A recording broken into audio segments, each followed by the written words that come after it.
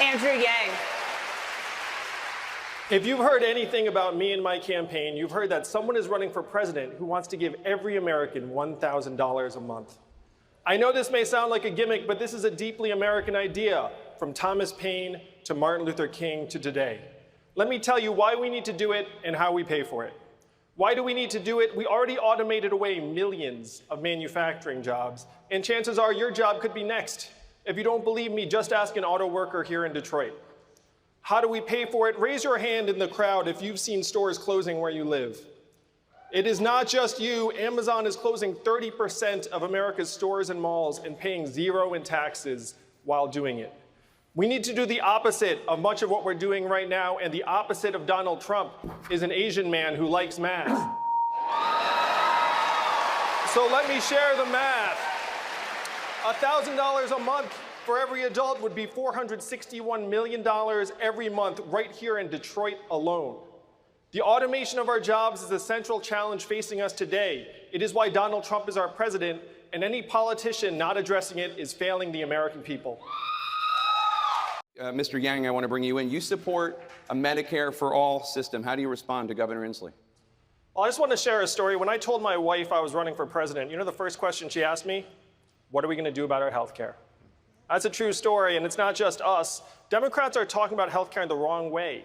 As someone who's run a business, I can tell you flat out our current health care system makes it harder to hire. It makes it harder to treat people well and give them benefits and treat them as full-time employees. It makes it harder to switch jobs, as Senator Harris just said, and it's certainly a lot harder to start a business. If we say, look, we're going to get health care off the backs of businesses and families, then watch American entrepreneurship recover and bloom. That's the argument we should be making to the American people. Thank you, Mr. Yang. Mayor de Blasio. I'm the son of immigrants myself. My father immigrated here as a graduate student and generated over 65 US patents for GE and IBM. I think that's a pretty good deal for the United States. That's the immigration story we need to be telling. We can't always be focusing on some of the distressed stories. And if you go to a factory here in Michigan, you will not find wall-to-wall immigrants. You will find wall-to-wall robots and machines. Immigrants are being scapegoated for issues they have nothing to do with in our economy. Thank you, Mr. Yang. Mr. Yang, why are you the best candidate to heal the racial divide in America? Your response. I spent 7 years running a nonprofit that helped create thousands of jobs, including hundreds right here in Detroit, as well as Baltimore, Cleveland, New Orleans. And I saw that the racial disparities are much, much worse than I'd ever imagined. They're even worse still. A study just came out that projected the average African-American median net worth will be zero by 2053. So you have to ask yourself, how is that possible? It's possible because we're in the midst of the greatest economic transformation in our history. Artificial intelligence is coming. It's going to displace hundreds of thousands of call center workers, truck drivers, the most common job in 29 states, including this one. And you know who suffers most in a natural disaster? It's people of color, people who have lower levels of capital and education and resources. So what are we going to do about it? We should just go back to the writings of Martin Luther King, who in 1967, his book Chaos or Community, said we need a guaranteed minimum income in the United States of America. That is the most effective way for us to address racial inequality in a genuine way and give every American a chance in the 21st century economy. Mr. Yang, thank you very much. In poll after poll, Democratic voters saying that having a nominee who can beat President Trump is more important to them than having a nominee who agrees with them on major issues. And right now, according to polls, they say the candidate who has the best chance of doing that, of beating President Trump, is Vice President Biden. Why are they wrong? Well, I'm building a coalition of disaffected Trump voters, independents, libertarians, and conservatives, as well as Democrats and progressives. I believe I'm the candidate best suited to beat Donald Trump. And as for how to win in Michigan and Ohio and Pennsylvania, the problem is that so many people feel like the economy has left them behind. What we have to do is we have to say, look, there's record high GDP and stock market prices. You know what else are at record highs? Suicides, drug overdoses, depression, anxiety. It's gotten so bad that American life expectancy has declined for the last 3 years. And I like to talk about my wife who's at home with our 2 boys right now, one of whom is autistic. What does her work count at in today's economy?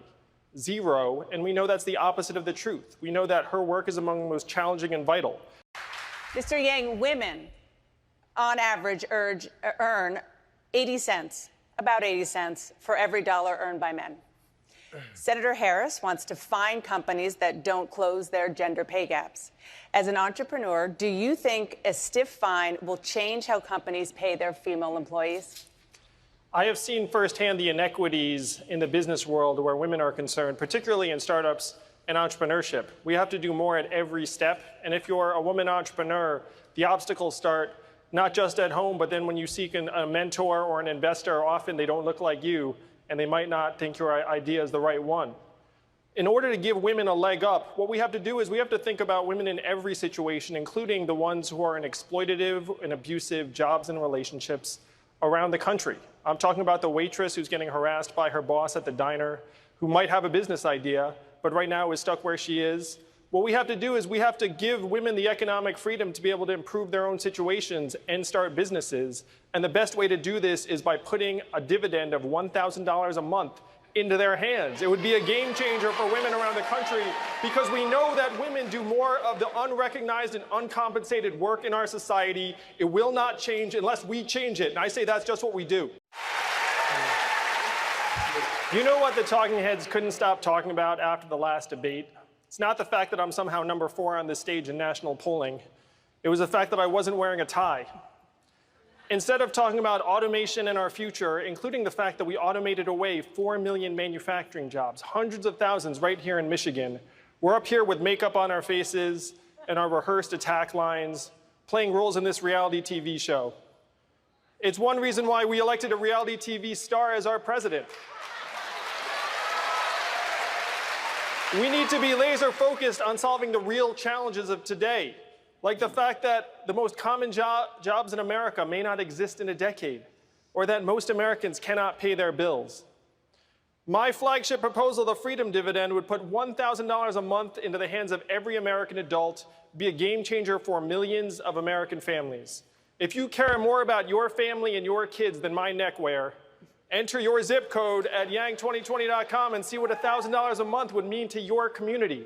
I have done the math. It's not left. It's not right. It's forward. And that is how we're going to beat Donald Trump in 2020. Senator Booker.